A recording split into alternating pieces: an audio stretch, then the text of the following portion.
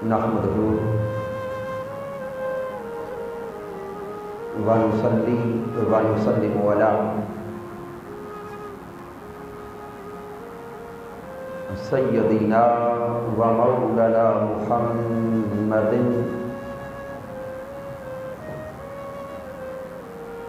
نبي الأمين المكين الكريم الرؤوف الرحيم.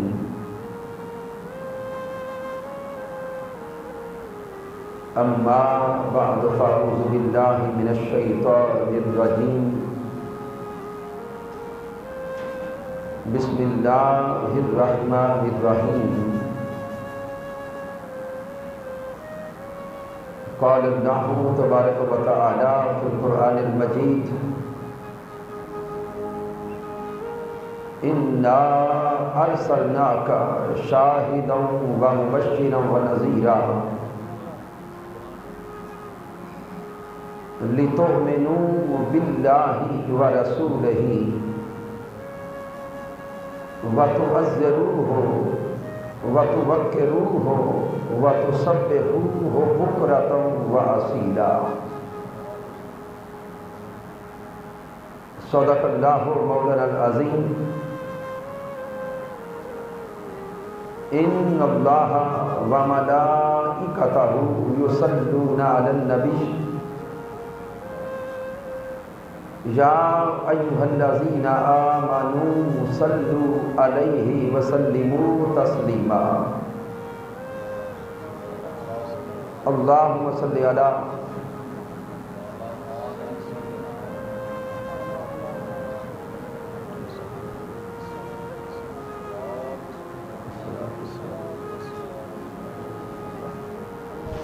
اللہ رب العزت کی توفیق سے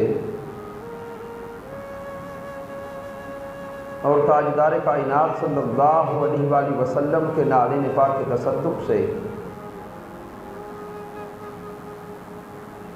تھینگی کے اس مقام پر ہم ماہانہ درس عرفان و قرآن کی اس بابرکت نشست میں حاضر ہیں. اس درس عرفان و قرآن کے انعقاد پر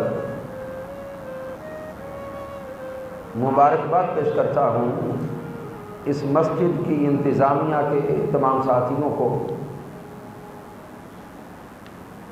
مسجد کا امام و خطیب جناب محترم حضرت علامہ عبدالرشید صاحب کو، تشریف لانے والے جمیع عشاقان مصطفیٰ صلی اللہ علیہ وآلہ وسلم، جناب محترم علامہ محمد منشا سعیدی صاحب، جناب محترم چودھری بشیر قادری صاحب،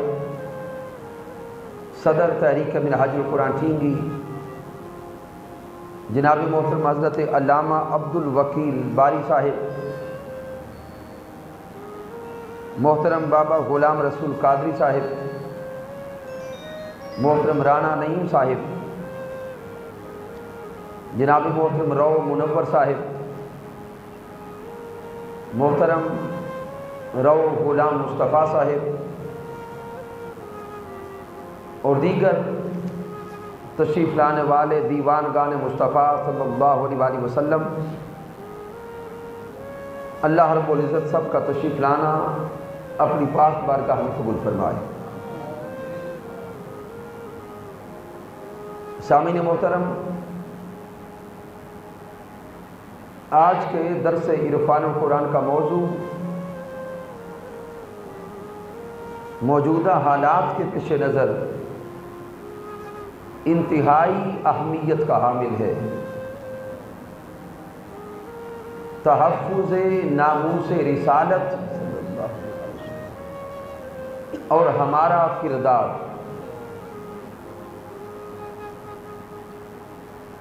آج ہم اجمالاً اس نقطہ پہ غور و فکر کریں گے کہ تاجدار کائنات صلی اللہ علیہ وآلہ وسلم کی ناموس پہ حملہ ہوتا کیوں ہے،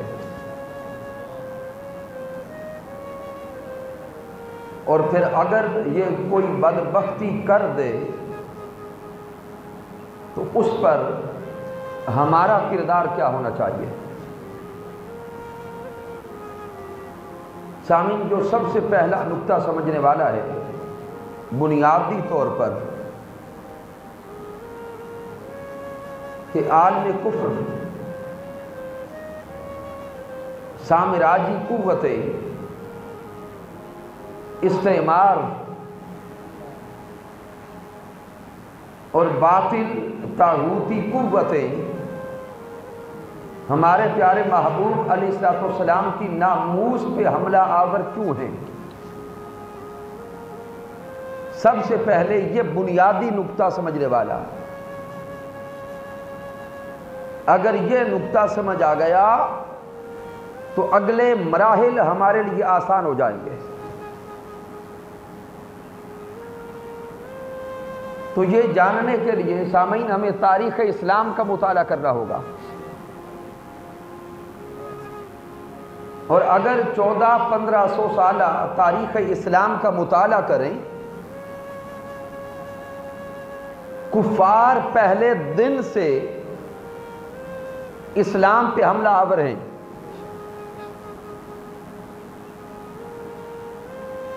جب میرے محبوب علیہ السلام نے کوہ صفا پر پہلی بار کفار کے سامنے اپنی نبوت کا اعلان فرمایا، اسی لمحہ سے عالم کفر نے دین اسلام کے سامنے سازشیں شروع کر دی۔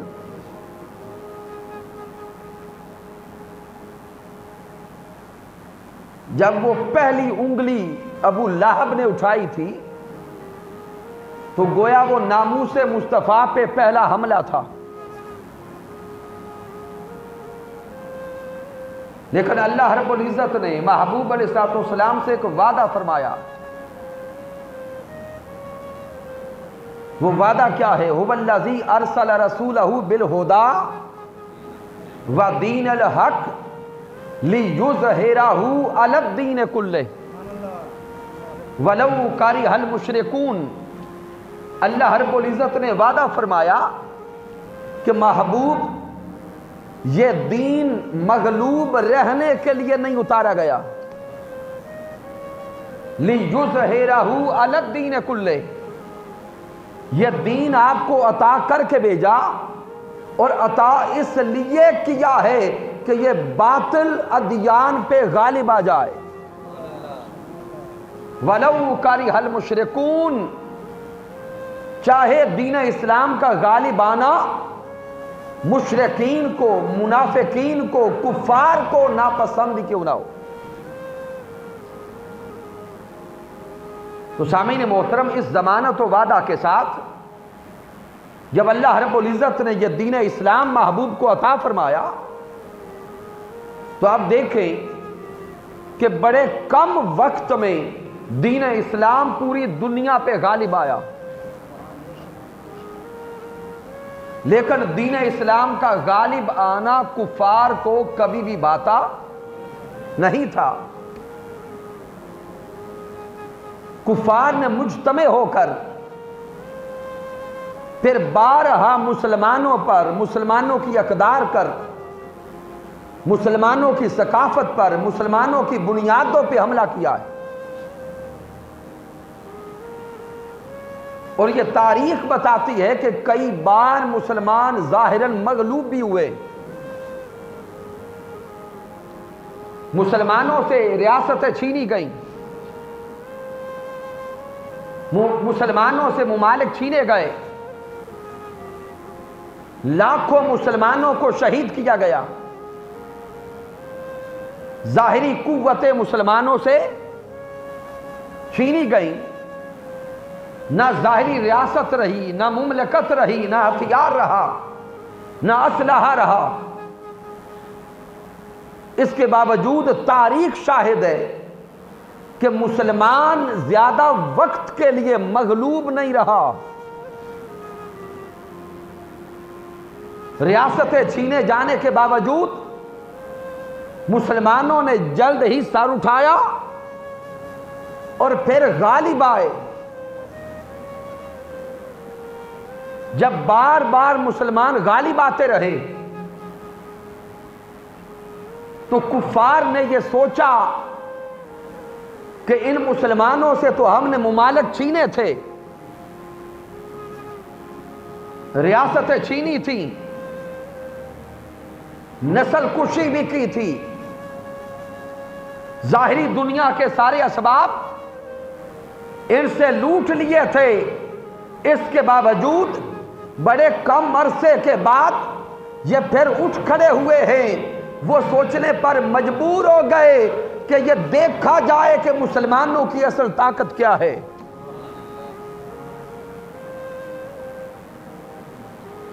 وہ یہ سوچنے پر مجبور ہو گئے کہ مسلمانوں کی اصل قوت یہ دنیا کا اسلحہ تو نہیں ہے، اگر دنیا کا اسلحہ ان کی قوت ہوتا وہ تو ہم نے لے لیا تھا۔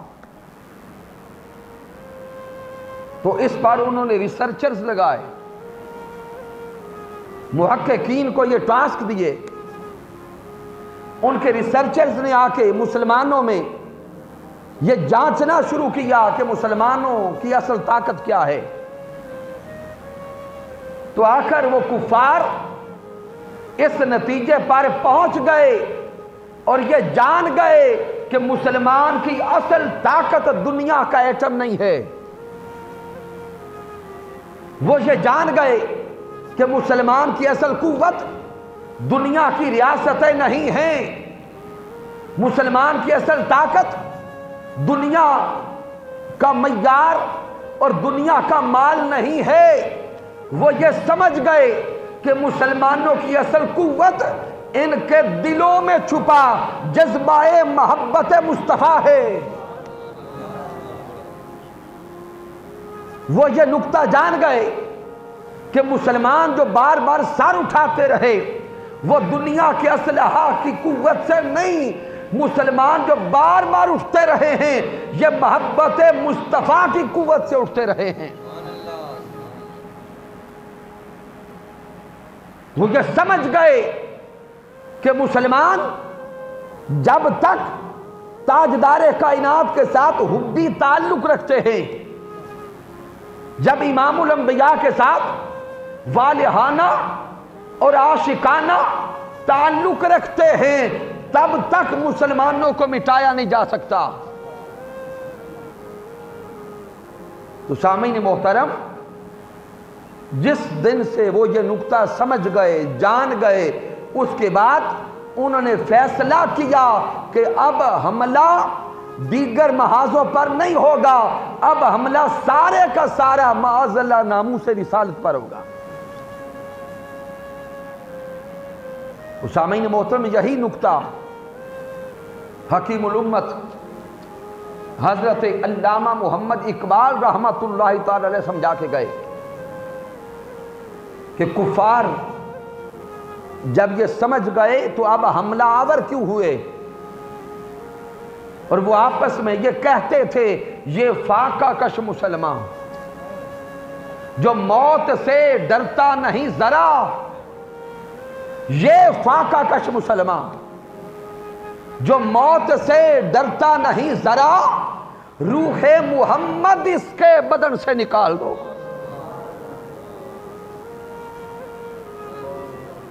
اور فکر عرب کو دے کے فرنگی تخیلات، اسلام کو حجاز و یمن سے نکال دو۔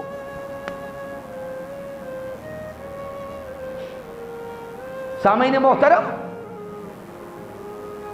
باطل طاغوتی قوتیں یہ جان گئیں کہ یہ مسلمان بھوک سہ سکتا ہے، پیاس سہ سکتا ہے،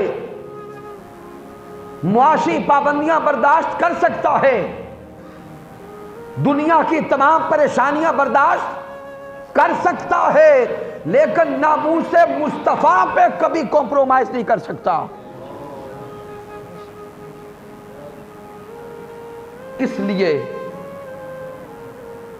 ان کے سارے حملے اب ناموس رسالت میں آپ صلی اللہ علیہ وسلم پر شروع ہو گئے۔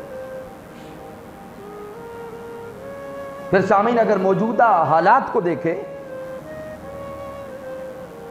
تو پیچھے کم و بیش کوئی 18 سے 20 سال پیچھے دیکھے، یہ عرصہ تو ہماری اپنی آنکھوں کا دیکھا ہوا ہے کہ تھوڑے تھوڑے عرصہ کے بعد مختلف ممالک سے اس بدبختی کا اظہار ہوتا ہے کہ بھی ڈنمارک میں تاجدار کائنات کے ناموس پہ حملہ ہوتا ہے، پھر ہالینڈ سے یہی بدبختی کا اظہار ہوتا ہے، پھر فرانس ہے، اور اب تو یہ بدبختی پھیلتی پھیلتی ہمارے قریب آ گئی۔ ذہن میں ایک سوال اٹھتا ہے کہ کیا یہ عمل اتفاقی ہیں؟ سامعین، نہیں، یہ اتفاق نہیں ہے کہ ہوا سو ہو گیا، یہ پری پلانڈ ہے۔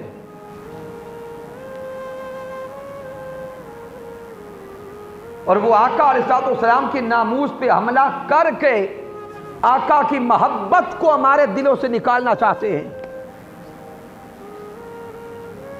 وہ تاجدار کائنات کی چاہت کو ہمارے دلوں سے نکالنا چاہتے ہیں۔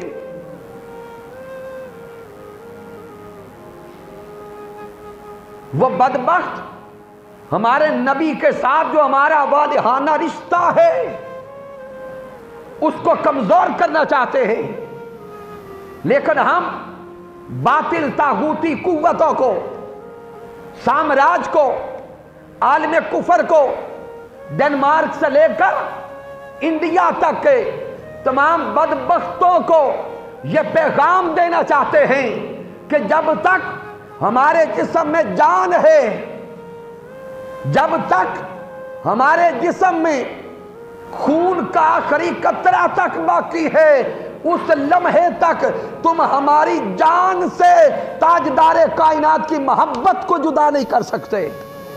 نعرہ تکبیر، نعرہ رسالت، شان مصطفیٰ، شان مصطفیٰ۔ لیکن سامعین محترم، جس طرح یہ حملے پری پلان ہیں، سوچے سمجھے ہیں، اسی طرح آقا علیہ السلام کی ناموس کا تحفظ بھی ہمیں بس جذباتی طور پہ اتفاقاً نہیں کرنا چاہیے، ہمیں بھی پری پلان کچھ کام آگے بڑھانا چاہیے۔ اس کی طرف میں اینڈ پہ آؤں گا۔ اب ذہن میں ایک سوال آئے گا کہ کیا آقا علیہ السلام ہی ایمان کی جان ہے؟ کیا آقا علیہ السلام کی ذات ہی ایمان کی روح ہے؟ اب یہ نقطہ سمجھنے کے لیے قرآن و حدیث سے چند میں نکات عرض کرتا ہوں۔ اللہ رب العزت نے سورۃ الفتح میں ارشاد فرمایا، اِنَّا أَرْسَلْنَاكَ شَاهِدًا وَمُبَشِّرًا وَنَذِيرًا۔ رب کائنات نے اس مقام پر اپنے محبوب علیہ السلام کی 4 شانیں بیان کی ہیں۔ اِنَّا أَرْسَلْنَاكَ، ارسلنا کے اندر شان رسالت ہے، شاہداً ومبشراً ونذیراً۔ رب کائنات براہ راست اپنے محبوب سے خطاب فرما رہا ہے کہ اے سونے محبوب، ہم نے آپ کو شان رسالت عطا کر کے بھیجا، پھر شان شاہدیت عطا کی، شان مبشریت عطا کی، شان نذیریت عطا کی۔ اب ذہن میں ایک سوال آیا، مولا یہ شان عطا کر کے کیوں بھیجا؟ یہ عظمت عطا کر کے بھئی جاگ رہے ہیں تو تھوڑا ساتھ دیں گے، نہیں تو چلے میں ریکارڈنگ ہی سمجھوں کہ ہو جائے ٹی وی بیٹھے ہوئے، تھوڑا سا آپ ذوق پیدا کریں۔ تو سامعین محترم، ذہن میں ایک سوال پیدا ہوگا کہ اللہ رب العزت نے محبوب علیہ السلام کو یہ شانیں، یہ عظمتیں، یہ رفعتیں عطا کر کے کیوں بھیجا؟ تو اللہ رب العزت نے اس کا مقصد اگلی آیت میں بیان کیا رب کائنات نے فرمایا انا ارسلناکا شاہدا و مبشرا و نذیرا لتؤمنوا باللہ والرسول۔ مالک کائنات فرما رہا ہے محبوب آپ کو یہ شانیں دے کر، عظمتیں دے کر، رفعتیں دے کر، بلندیاں دے کر اس کائنات میں اس لیے بھیجا ہے کہ دنیا والے دیکھتے شان مصطفیٰ کو جائیں اور مانتے مصطفیٰ کے خدا کو جائیں۔ ہائے ہائے، اے میرے سونے محبوب، آپ کو یہ بلندیاں عطا کر کے اور یہ رفعتیں عطا کر کے اس لیے بھیجا ہے کہ دنیا والے دیکھتے مکھڑا مصطفیٰ کو جائیں اور مانتے مصطفیٰ کے خدا کو جائیں۔ لِتُؤْمِنُوا بِاللَّهِ وَالرَّسُولِ، یہ جو لام ہے یہاں پہ لام سبب ہے۔ رب کائنات یہ پیغام دے رہا ہے کہ اگر ایمان چاہتے ہو تو ایمان کا سبب میرا مصطفیٰ ہے۔ اگر ایمان کی دولت چاہتے ہو تو اس ایمان کا ذریعہ میرا محبوب ہے۔ لِتُؤْمِنُوا بِاللَّهِ وَالرَّسُولِ، ایمان تمہیں در مصطفیٰ سے ملے گا۔ تو سامعین، کئی آیات مبارکہ صرف اسی نقطے کو بیان کر رہی ہے کہ ایمان کی جان ذات محمد مصطفیٰ ہے۔ کہیں سورۃ الاحزاب میں رب کائنات نے فرمایا النبی اولا بالمؤمنین من انفسہم، وہاں اللہ فرما رہا ہے کہ ایمان والا وہ ہے میرا محبوب جس کی جان سے بھی زیادہ قریب ہے۔ تو جہاں بھی ایمان کی جان ذات محمد مصطفیٰ صلی اللہ علیہ وسلم کو قرار دیا۔ پھر سورۃ توبہ کو پڑھے، اللہ رب العزت نے ایک طرف ساری محبتوں کو بیان کیا اور دوسری طرف محبت مصطفیٰ کو بیان کیا۔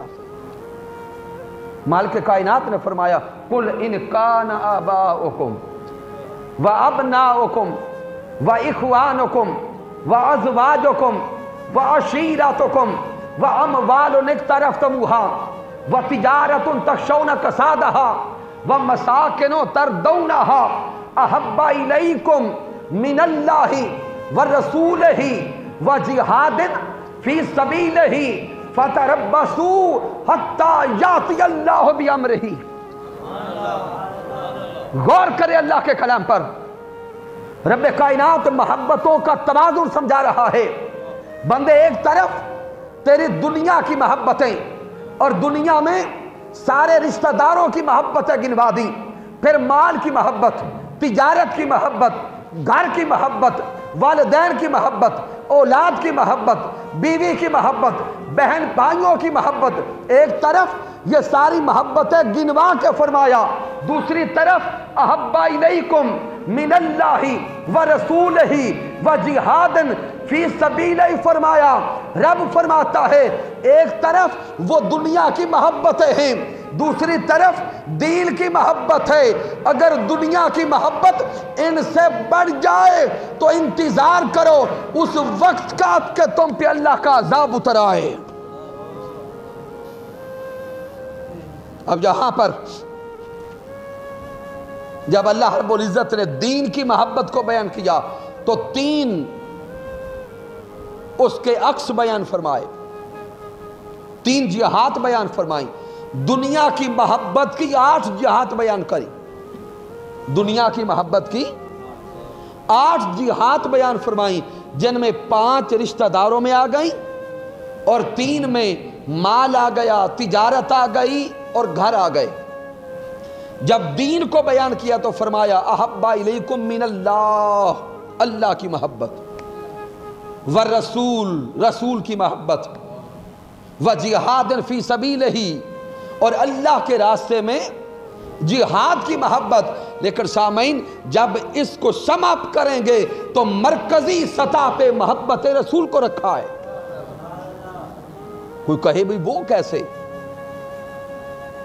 آپ اپنی طرف سے بس کھینچ کے ذکر رسول کرتے ہیں. بس یہ آپ کا اپنا انداز ہے کہ بات جہاں کی بھی ہوتی ہے وہ لے جاتے ذات محمد مصطفیٰ پر ہے. چلیں بھائی یہ بھی ہماری سعادت ہے، ہمارا ذوق ہے، کیوں نہ کریں. وہ کسی نے کہا کہ جو کوئی جس دا عاشق ہوندا گل اس سے دی کردہ 100 مکر بہانے کر کے مرنے اودے ہی مردہ. بھئی یہ بھی ہم سعادت سمجھتے ہیں، لیکن میں جو حقیقی علمی نقطہ ہے وہ بیان کر رہا ہوں. یہ حقیقت اپنی جگہ پہ ہے، اس کو بھی جھٹلاتے نہیں، ہم قبول کرتے. لیکن جو حقیقی نقطہ ہے تو سوچے احب الیکم من اللہ ورسولہ وجہاد فی سبیلہ. اگر غور کریں تو اللہ رب العزت نے اپنا ذکر پہلے رکھا، جہاد فی سبیلہ بعد میں رکھا، مرکز کے مقام پر ذات مصطفیٰ کو لائے. کیوں؟ اس لیے کہ اللہ کا تعارف بھی ہمیں اسی رسول نے دیا. اللہ رب العزت کا تعارف بھی ہمیں اسی رسول نے عطا کیا. اللہ کی پہچان ہمیں در مصطفیٰ سے ملی، اللہ کی خبر در مصطفیٰ سے ملی، اللہ کے ہونے کی خبر بھی در مصطفیٰ سے ملی ہے. اور جہاد کرنا کیسے ہے، کب ہے، جہاد کا طریقہ کیا ہے، یہ بھی سیرت محمد مصطفیٰ سے پتہ چلا ہے. تو جب سارا کچھ ہمیں در حبیب سے ملا تو ہم تو یہی کہیں گے کہ مرکز میں اللہ نے خود ذات مصطفیٰ کو رکھا ہے. تو سامعین یہاں تک جب یہ نقطہ جان گئے کہ ایمان کی جان ذات محمد مصطفیٰ ہے. اب یہ تھوڑا اونچا بولیں گے، ایمان کی روح ذات محمد مصطفیٰ صلی اللہ علیہ وآلہ وسلم، ایمان کی جڑ ذات محمد مصطفیٰ ہے، ایمان کی بنیاد ذات محمد مصطفیٰ ہے. تو سامعین محترم وہ کفار آقا علیہ السلام کی ناموس پہ جب حملہ کرتے ہیں گویا وہ ہمارے ایمان کی جڑ کھوکھلی کرنا چاہتے ہیں. اور یہ نقطہ جان لیں، کفار کو ہماری نمازوں سے کوئی خطرہ نہیں ہے، ہمارے روزوں سے کفار کو کوئی خطرہ نہیں ہے. اگر ان کو خطرہ ہے تو وہ نسبت محمد مصطفیٰ صلی اللہ علیہ وآلہ وسلم سے ہے. اب آئیے اسی آیہ کریمہ کو تھوڑا اور آگے دیکھیں. رب کائنات فرماتا ہے لِتُؤْمِنُوا بِاللَّهِ وَالرَّسُولِ، محبوب کو یہ عزتیں، یہ عظمتیں، شانیں عطا کر کے اس لیے بھیجا ہے کہ دیکھتے ذات محمد مصطفیٰ کو جاؤ اور مانتے مصطفیٰ کے خدا کو جاؤ. اب یہاں اس آیہ کریمہ سے صرف ایک نقطہ بیان کرتا ہوں، پھر گفتگو کے آخری حصے میں آتے ہیں. بھئی آپ کا تو امتحان میرا خیال شروع ہو گیا. تو سامعین محترم اس آیہ کریمہ کو آگے پڑھنے سے پہلے تھوڑا غور کریں. لِتُؤْمِنُوا بِاللَّهِ وَالرَّسُولِ کے مقام پر ایمان ہے. کیا ہے؟ ایمان. اب جب ایمان نصیب ہو گیا تو اب اس ایمان کے بعد آگے عمل کی طرف بڑھنا ہے. اب آئیے تھوڑا غور کریں، سوچیں کہ ایمان کے بعد کون سا عمل کرنا ہے. اس کے لیے میں ایک بڑی سادہ سی ایمان افروز مثال عرض کرتا ہوں. چل ایک سوال کرتے ہیں کہ اللہ کرے کہ ہمارے ہاتھوں پہ کوئی مسلمان ہو جائے، آمین کہہ لیں۔ لیکن غور کریں، کوئی بندہ غیر مسلم ہمارے پاس بیٹھا ہے، ہم کلمہ پڑھانے لگے ہیں انشاءاللہ، کلمہ پڑھایا، وہ مسلمان ہو گیا، ایمان والا ہو گیا۔ اب غور کریں کہ جب وہ مومن ہو گیا ہے، اب ہم نے اسے کوئی عمل کہنا ہے کہ اب یہ کر، اب یہ عمل کر، تو غور سے سوچ کے بتائیں کہ کلمہ پڑھنے پڑھانے کے بعد کون سا عمل کہیں گے کہ یہ کر؟ توجہ کہاں جاتی ہے؟ نماز کی طرف، کہ بھئی مسلمان ہو چکے ہو، اب اذان ہونے والی ہے، اٹھو غسل کرو، وضو کرو اور رب کی بارگاہ میں سجدہ کرو، نماز ادا کرو۔ پھر اگر زندگی میں رمضان کے روزے نصیب ہو جائیں تو روزے رکھو، اگر صاحب نصاب ہو تو زکوٰۃ دو اور اللہ کے گھر کا حج کرنے جاؤ۔ تو سامعین، ہمارا ذہن اسی طرف جاتا ہے۔ آئیے اب اس مولا سے پوچھے، مولا لِتُؤْمِنُوا بِاللَّهِ وَالرَّسُولِ کے مقام پہ تو نے کلمہ پڑھایا، لِتُؤْمِنُوا کے مقام پر اللہ نے بولے کلمہ پڑھایا۔ اب آگے رب کائنات بتا کہ عمل کیا کرنا ہے۔ مولا جب کلمہ پڑھ لیا، اب نماز پڑھیں، رب فرماتا ہے نہیں ابھی نماز رہنے دو۔ مولا کیا روزے رکھیں؟ اللہ فرماتا ہے نہیں ابھی روزے بھی رہنے دو۔ مولا کیا زکوٰۃ دیں؟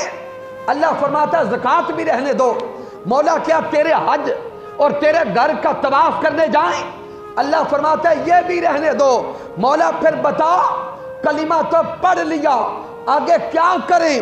تو رب فرماتا ہے لِتُؤْمِنُوا بِاللَّهِ وَالرَّسُولِ وَتُعَزِّرُوهُ وَتُوَقِّرُوهُ۔ کلمہ پڑھنے والوں، نمازیں بعد میں پڑھنا، روزے بعد میں رکھنا، حج و زکوٰۃ بعد میں کرنا، وَتُعَزِّرُوهُ وَتُوَقِّرُوهُ۔ اگر کلمہ پڑھ لیا ہے تو آگے بڑھو، پہلے میرے محمد کا ادب سیکھو۔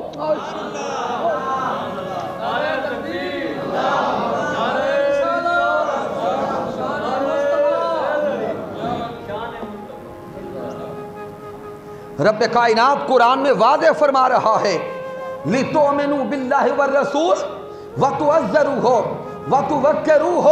اے ایمان والو، جب ایمان کی دولت نصیب ہو گئی، اب ایمان کی لذت چاہتے ہو، ایمان کی حلاوت چاہتے ہو، ایمان میں بلندی چاہتے ہو، تو پہلے میرے محبوب کا ادب سیکھو۔ پہلے میرے حبیب کا ادب سیکھو، پہلے میرے حبیب کی تعظیم کرو، حبیب کی تکریم کرو، محبوب کا ادب کرو، احترام کرو۔ جب میرے محبوب کے مؤدب ہو گئے، وَتُسَبِّحُوهُ بُكْرَةً وَأَصِيلًا۔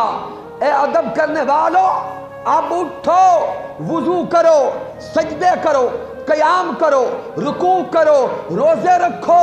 اب تسبیح تھوڑی بھی ہوگی تو اجر میں زیادہ عطا کر دوں گا۔ تو سامعین، نکتہ کیا سمجھ آیا؟ ایمان ملتا بھی در مصطفیٰ سے ہے، ایمان ملتا بھی در مصطفیٰ سے ہے، اور ایمان بچتا بھی در مصطفیٰ سے ہے۔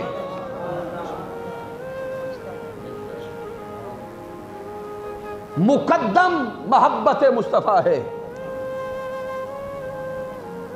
عمل اس کے بعد ہے۔ اگر نبی کی ذات کے ساتھ تعلق کے حب بھی مضبوط ہو گیا تو عمل کم بھی ہوا تو اللہ اجر بڑا عطا کرے گا۔ لیکن سامعین محترم، اس نقطے پہ آخری جملہ دے رہا ہوں، اس کا یہ مقصد نہیں ہے کہ اب ہم نے عمل کے قریب نہیں جانا۔ جو عام لوگوں نے الا ماشاءاللہ سمجھ لیا کہ صرف نعرے ادب ادب کے لگا لیے، یا عشق عشق صرف نعرے لگا لیے تو نماز معاف ہو گئی، نہیں، ایسا نہیں ہے۔ یا صرف ادب کے، محبت کے، عشق کے نعرے لگا لیے تو روزے معاف ہو گئے، ایسا نہیں ہے، لیکن دونوں چیزوں کا بیلنس سمجھا رہا ہوں۔ مقدم ادب مصطفیٰ ہے اور مؤخر پھر اس ادب کے ضمن میں عمل سیرت مصطفیٰ ہے۔ لیکن جو انسان جان بوجھ کر نمازیں چھوڑ دے، وہ نعرے لگا کر بھی کھوکھلا ہے۔ جو انسان جان بوجھ کر ہمت و طاقت کے باوجود روزے چھوڑ دے، آقا علیہ السلام شاید اس کے نعرے بھی قبول نہ کریں۔ کیونکہ اب میرا موضوع وہ نہیں کہ نماز چھوڑنے پہ وعید کیا ہے، لیکن اس ضمن میں جو اگلا نقطہ عرض کرتا ہوں، سامعین دیکھیں نا کہ ادھر ہے ادب، محبت اور عشق کا نعرہ۔ کیا ہے؟ اونچا بولیں۔ محبت و عشق کا نعرہ۔ تو جس محبوب کے ساتھ حبی تعلق ہوتا ہے، بندہ جان گوا دیتا ہے، اس کی محبت کو نہیں چھوڑتا۔ حقیقت ہے نا؟ تو ایک طرف ہم نعرے لگائیں اور دوسری طرف ہمارے محبوب فرماتے ہیں قرۃ عینی فی الصلاۃ، نماز میری آنکھوں کی ٹھنڈک ہے۔ وہ کیسا دیوانہ ہوگا جو دیوانہ تو خود کو کہتا ہے لیکن یار کی آنکھوں کو ٹھنڈک نہیں پہنچاتا؟ تو کیا وہ دعوے میں سچا ہوگا؟ نہیں۔ سامعین محترم، دونوں چیزیں لازم و ملزوم ہیں، دونوں کو لے کے چلنا بیلنس کے ساتھ ہے، لیکن مقدم ادب مصطفیٰ، مؤخر عمل سیرت مصطفیٰ سے۔ اب آخری حصے پہ آ جائیں کہ اگر کہیں سے محبوب علیہ السلام کی ناموس پہ حملہ ہو جائے تو ایز اے مسلمان ہمارا کردار کیا ہونا چاہیے؟ تو سامعین محترم، یہ نقطہ بھی بڑا سمجھنے والا ہے کہ ایسے ماحول میں، ایسے وقت میں ہر کسی کا کردار اس کی اپنی ذاتی کیپیسٹی میں ہوگا، اس کی ذاتی حیثیت میں ہوگا۔ ایک کردار ہے کسی بھی مسلم ملک کے سربراہ کا کردار، کسی بھی مسلم اسٹیٹ یا ملک کے سربراہ کا کردار۔ دوسرا ہے کسی بھی تنظیم یا تحریک کے سربراہ کا کردار، اور تیسرا ہے کہ ایک عام مسلمان ہونے کے ناطے نجی سطح پر، انفرادی سطح پر ہر ایک مسلمان کا کردار،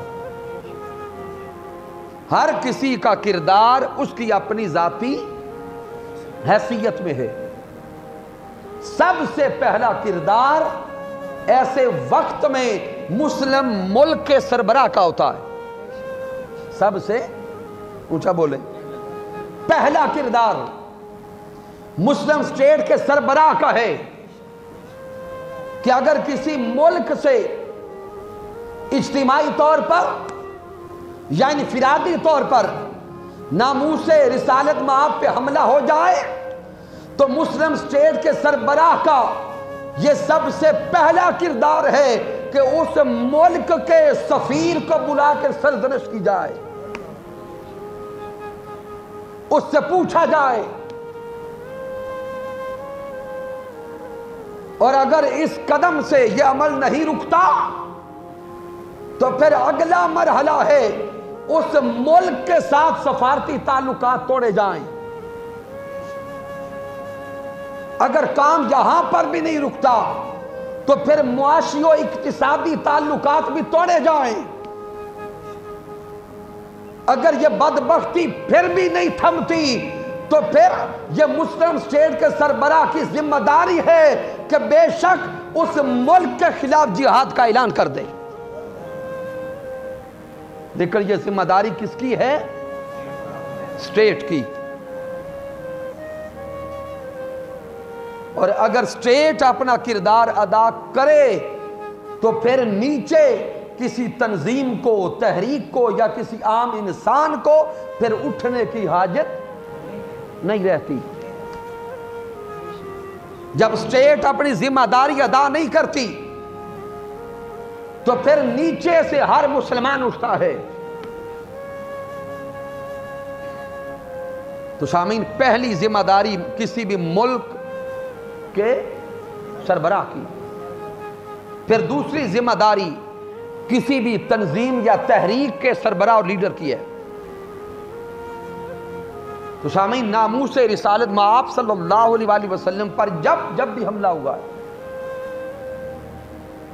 ہر مسلمان نے اور ہر تنظیم نے اور ہر مکتبہ فکر نے اپنی اپنی حیثیت میں اپنا اپنا کردار ادا کیا ہے۔ جس نے جو بھی کردار ادا کیا ہم اس کو اپریشیٹ کرتے ہیں، لیکن چونکہ میرا تعلق تحریک منہاج القرآن کے ساتھ ہے، میرا تعلق وقت کے مجدد حضور شیخ الاسلام ڈاکٹر محمد طاہر القادری مدہ ذلہ والی کے ساتھ ہے، تو میں صرف اپنی یا اپنے قائد کی بات کرتا ہوں کہ ہم نے تحفظ ناموس رسالت مآب صلی اللہ علیہ وآلہ وسلم کے لیے کیا کیا ہے۔ تو یہ جان لیں، تحریک منہاج القرآن کو کم و بیش 40 سال ہو گئے وجود میں آئے۔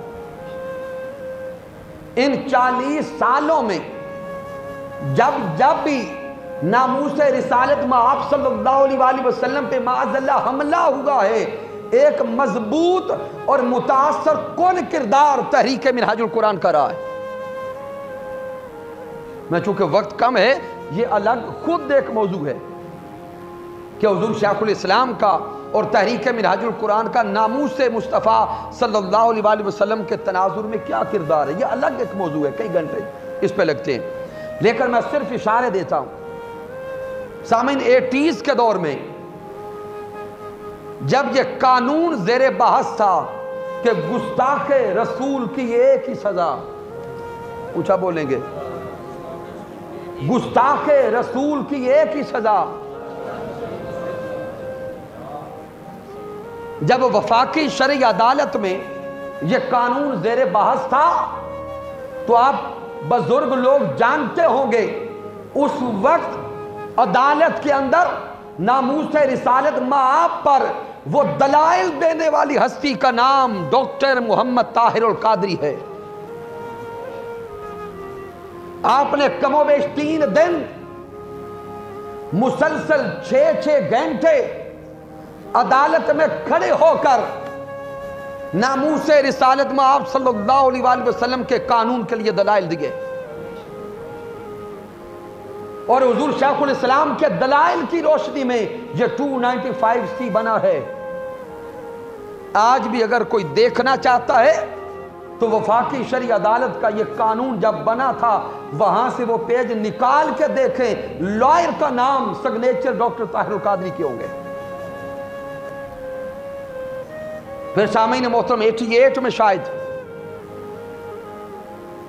مرزا طاہر قادیانی بدبخت نے امت مسلمہ کو مباہلہ کا چیلنج کیا تھا۔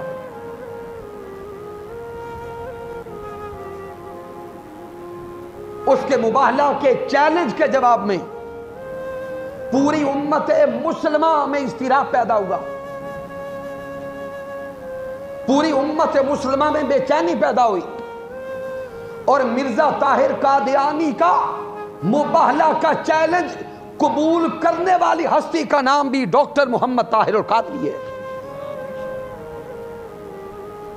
پھر وقت بھی متعین ہوا، جگہ بھی متعین ہوئی، اور حضور شیخ الاسلام کے خطابات کے جملے اور آپ کا یہ دعویٰ اور چیلنج اخبارات کی شاہ سرخیاں بنا۔ آپ فرمایا کرتے تھے کہ اگر اس رات وہ بدبخت آ گیا تو آذان فجر سے پہلے رب کی طرف سے اس پہ عذاب اترے گا، وہ واصل جہنم ہوگا۔ اور اس سے آگے آپ فرماتے اگر آذان فجر تک وہ بدبخت واصل جہنم نہ ہو سکا تو نماز فجر کے بعد ڈاکٹر طاہر القادری کا خون تم پہ حلال ہو جائے گا۔ لیکن سامعین محترم، پھر وہ رات آ گئی، مینار پاکستان کا مقام فائنل ہوا تھا، لاکھوں عشاقان مصطفیٰ پوری دنیا سے مینار پاکستان کی سرزمین پہ پہنچے، اور صرف عام مسلمان نہیں تھے، تمام مکاتب فکر کے جید علماء بھی تھے۔ اس سٹیج پر بغداد شریف سے حضور غوث الاعظم کے شہزادے حضرت سیدنا طاہر علاء الدین القادری البغدادی بھی موجود تھے۔ اسی سٹیج پر جسٹس پیر محمد کرم شاہ الازہری رحمت اللہ تعالی علیہ بھی تھے۔ اسی سٹیج پر مجاہد ملت محدث اعظم مولانا عبدالستار خان نیازی بھی موجود تھے۔ یہ سب مشائخ بھی تھے، لیکن مباہلہ کا چیلنج اجتماعی طور پر قبول کرنے والی ہستی کا نام ڈاکٹر محمد طاہر القادری تھا، اور وہ رات کے خطابات بھی ریکارڈڈ ہیں، یوٹیوب پہ موجود ہیں۔ حضرت پیر محمد کرم شاہ الازہری رحمت اللہ تعالی علیہ اس سٹیج پہ بار بار یہ فرما رہے تھے کہ امت مسلمہ کے جوانوں، اس ہستی کی قدر کرو، اللہ نے اس صدی میں ہمیں ڈاکٹر طاہر القادری اپنی نعمت عطا کی ہے۔ آج بھی ریکارڈڈ الفاظ موجود ہے، دیکھیں سنیں گے۔ پھر سامعین چونکہ وقت کم ہے، اس سے آگے وہاں سے لے کے آج تک دیکھتے چلے جائیں۔ جب سود کے پجاریوں نے اسمبلی میں کھڑے ہو کے کہا تھا کہ علماء، ان کا لفظ تو کوئی اور تھا، ہم وہ بول نہیں سکتے، انہوں نے کہا کہ یہ علماء بس شور مچاتے ہیں، ان کے پاس کوئی سود کا متبادل نظام نہیں ہے۔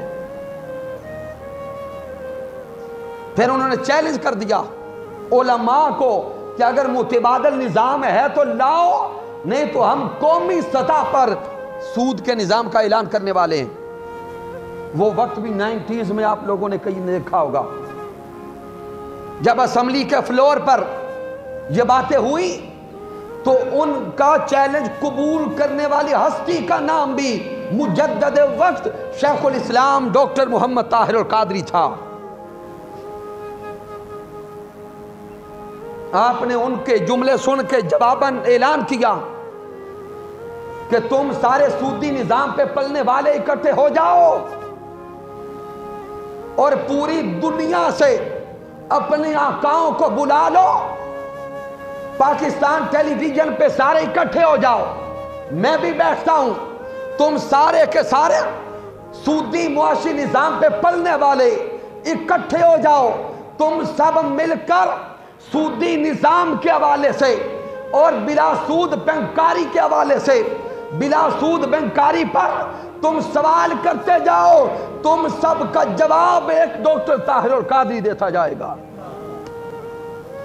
وہ وقت بھی اس قوم نے دیکھا ہے۔ پھر جب رجم کی سزا کے حوالے سے شور مچا، تب بھی سامنے ڈاکٹر طاہر القادری تھے۔ اور شامل وہاں سے لے کے آج تک، اب آخری حصے کے چند جملے دیتا ہوں، آج تک ان موجودہ 18-20 سالوں میں بھی جب ڈنمارک سے، فرانس سے، ہالینڈ سے یا دیگر ممالک سے، انڈیا سے یہ بدبختی ہوئی ہے، تب بھی پری پلان ورکن کرنے والی تنظیم منہاج القرآن سامنے آئی گی۔ حضور شیخ الاسلام نے UN سے لے کر تمام ممالک کے سربراہوں کو خطوط لکھے کہ ایک طرف دہشت گردی کے مٹانے کی بات کرتے ہو،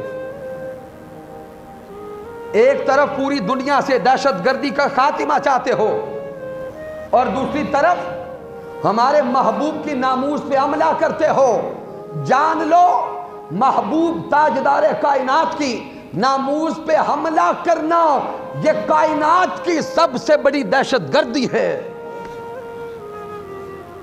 اور یہ پاکستان میں بیٹھ کر نہیں کہا، ان کے گھر جا کے کہا۔ جب ہالینڈ میں یہ بدبختی ہوئی تو حضور شیخ الاسلام نے ٹکٹ لیا، ہالینڈ چلے گئے، اور ہالینڈ کے اندر جو آپ نے کانفرنسز کی، جو خطابات کیے اور جو ان کو سامنے منہ توڑ جواب دیے، وہ یوٹیوب پہ آپ کو مل جائیں گے۔ تو سامعین، میں نے کہا کہ چونکہ میرا جس سے تعلق ہے اپنی بات میں کرتا ہوں، باقی ہر کسی نے اپنا اپنا کردار اچھا ادا کیا ہے، اللہ سب کا قبول کرے۔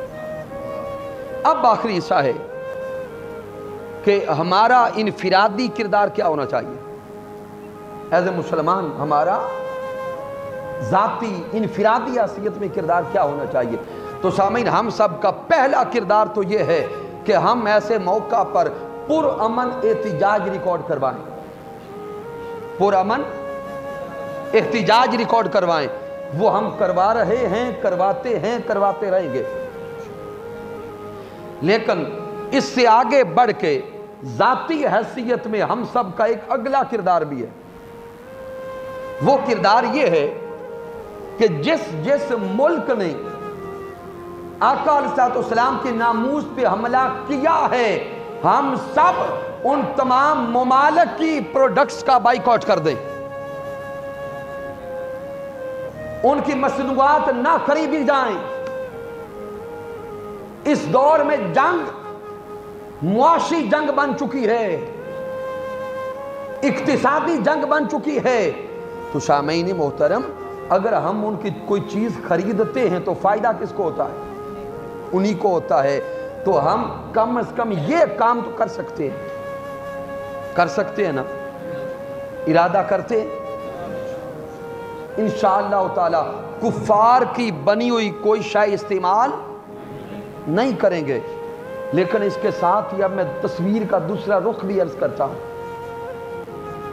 ایک طرف تو یہ دعوے ہو گئے، یہ نعرے ہو گئے، سب کچھ ہو گیا، ساتھ ہمارے گھروں میں اللہ ماشاءاللہ 90% سے زائد گھروں میں جا کے دیکھیں گے تو انہی ممالک کی اشیاء نظر آئیں گی۔ ایک شیمپو سے لے کر بچہ پیدا ہوتا ہے تو اس کے پہلے دودھ سے لے کر آپریشن میں استعمال ہونے والی میڈیسنز تک، ہر کسی کی خواہش ہے کہ ہم انٹرنیشنل پروڈکٹس استعمال کریں، ملٹی نیشنل کمپنیز کی چیزیں استعمال کریں۔ سامعین محترم، اگر ایک طرف خواہش اور تمنا یہ ہے اور دوسری طرف نعرہ عشق مصطفیٰ صلی اللہ علیہ وسلم ہے، تو اب تھوڑا غور کر کے سوچیں کہ دونوں چیزوں میں ہم کھڑے کہاں پر ہیں۔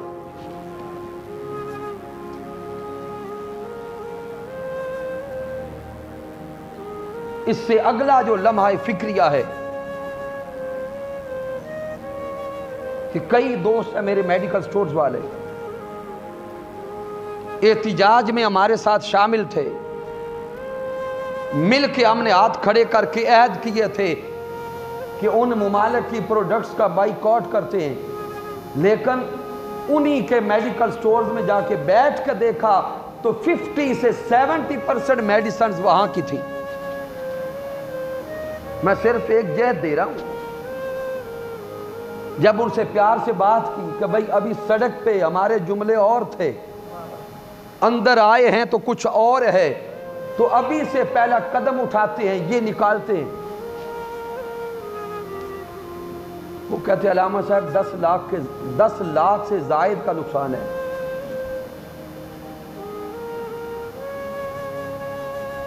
چلیں یہ بھی برداشت کرنے کے لیے قائل کر لیا۔ اس سے اگلا جو جملہ ان کا تھا اس کا جواب میرے پاس نہیں تھا۔ وہ کہتے ہیں علامہ صاحب یہ ساری چیزیں فلاں میڈیسنز ہیں، یہ ساری آپ اٹھا کے لے جائیں، نہر میں پھینکے، دریا میں پھینکے، لیکن اس کے متبادل خالص چیزیں مسلمانوں کی لا کے دیں، خالص بنی ہوئی اصلی چیزیں مسلمانوں کی لا کے دیں۔ یہ ہے رونے کا مقام، یہ ہے ڈوب مرنے کا مقام۔ دیکھیں پورے کے پورے ملک میں مسلمان بستے ہیں،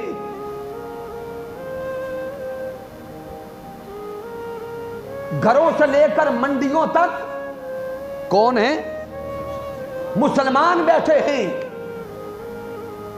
ایک سکول کے ٹیچر سے لے کر اوپر کے عہدوں تک سارے کے سارے مسلمان بیٹھے ہیں، لیکن دکھ کے ساتھ کہنا پڑتا ہے کہ 99% روز یہ سوچتے ہیں کہ حرام کہاں سے آئے گا، اللہ ماشاءاللہ۔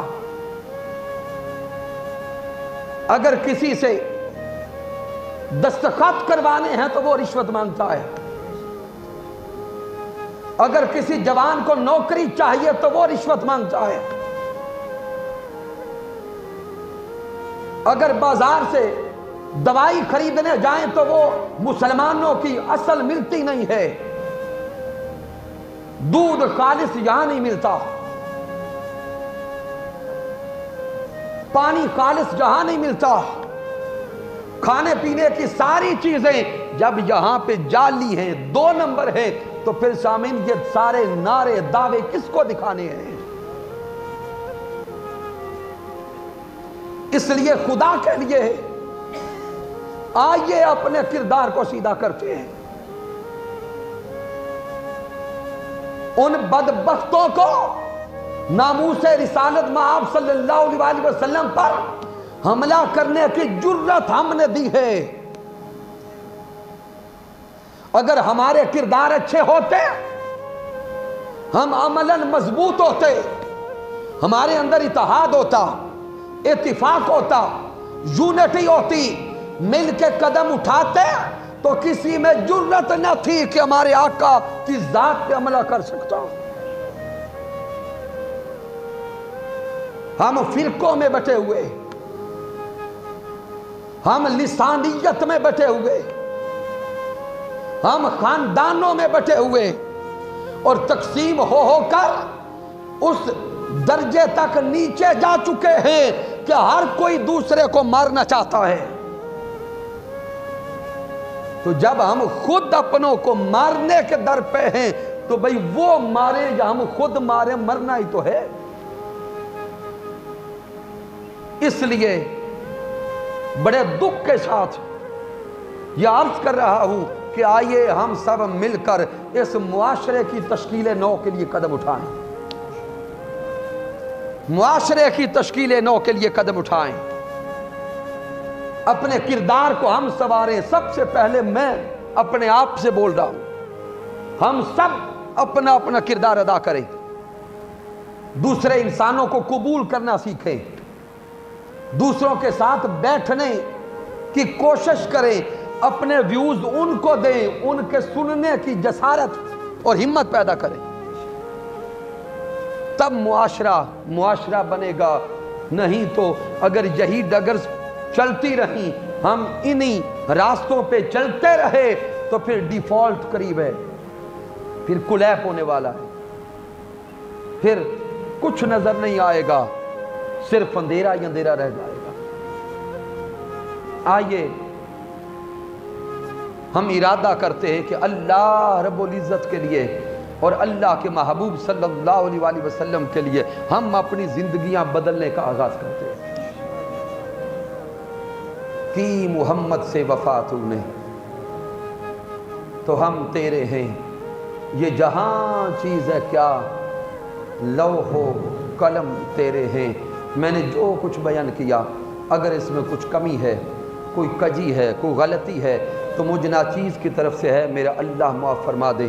اگر اس میں کوئی اچھائی اور کمال ہے تو اللہ کی عزت کی قسم میرا کوئی کمال نہیں، یہ میرے اللہ کا کرم ہے، آقا علیہ السلام کی رحمت ہے، اور میرے قائد، میرے مربی، میرے استاذ حضور شیخ الاسلام ڈاکٹر محمد طاہر القادری مدد اللہ علی کی صحبت کا فیضان ہے۔ وما علینا الا البلاغ المبین۔